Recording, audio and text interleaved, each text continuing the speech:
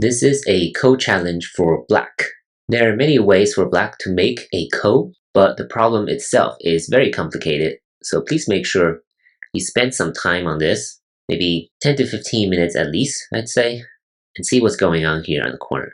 It's actually very complicated. So if you're ready, I can give you a hint. The correct first move is right here. Not that easy to find, but hopefully you'll know what's going on after knowing that this is the correct first move. Let's try some of the other moves first. So the weakness in white's shape is right here.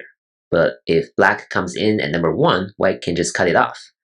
And white should be able to make a living shape very easily, like this, or this, and there's nothing black can do, right? If black decreases white's eye space this way, then white can live like this. So it shouldn't be a huge challenge for white to make a living shape. Right? So now let's look at the correct first move. Of course, you can try other first moves on your own, and if you have questions, always ask me. But because there are so many co-variations in this pattern, let's focus on those. So the trick about number 1 is that it's hoping white will play here at number 2, and now black can come in because number 2 effectively reduced white's own liberty, right? So after number 5, white already fails. So white cannot block here. But one thing white can do is play here, right? So the first co-variation is for black to come in, cut an Atari here, and white can start this co this way. And black will capture first. White does not have a local co-threat. Black does, right? Black can extend here, a local co-threat. And that's how the co will play out. White's strongest move seems to be this one. Now, black actually has a couple of choices. One is right here. What happens now is that white needs to play right here. Otherwise, black can just reduce white's eye space and kill white. And now what black needs to do is right here. Also a very neat move. Other moves will not work. What happens now is that white must Atari here. Otherwise, once again, not enough eye space. It's going to be a bulky 5 at the end. So white must Atari here, and black must make this ko right now.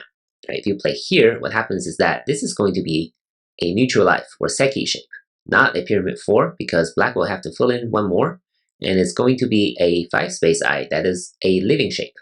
Black must play this, white captures first. Black does not have a local co-threat. White does, right? White can connect here. Black must come in, right? Black cannot connect, otherwise we'll go back to the Seki.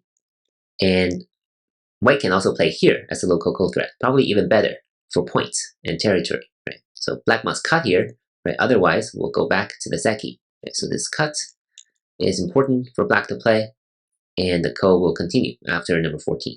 So that's number 3 right here. Number 3 can actually be here as well. It's not that obvious, right? White cannot just make an eye, because this way white will be captured and killed. So white can either play this, and we'll go back to the previous pattern, basically. White can also play this. So now what happens is that black must play right here. And once again, white can play this Atari. And we'll, once again, write 3 different ways to go back to the previous pattern. Of course, now white can also play right here, this move. And black will have to connect. And white can make an extra eye here. And once again, we have a ko. But of course, this ko is not as good for white, right? Because white does not have a local co-threat, and black captures first. So this is far worse than the pattern we saw earlier. So that's all the co-variations after white's number 2 here. What about some of these other moves? What about this one? This one is actually really tricky. What black needs to do is to come in at number 3 and stand down at number 5. And white's strongest response now, right? So white is very tempted to kill them. And it seems like it might succeed, right? If you play here at number 7, white can play this move, and white will be alive. So this is a very interesting move. And if black plays something like this also won't work, right? This way, black will also be killed. So the key move here is actually this throw in.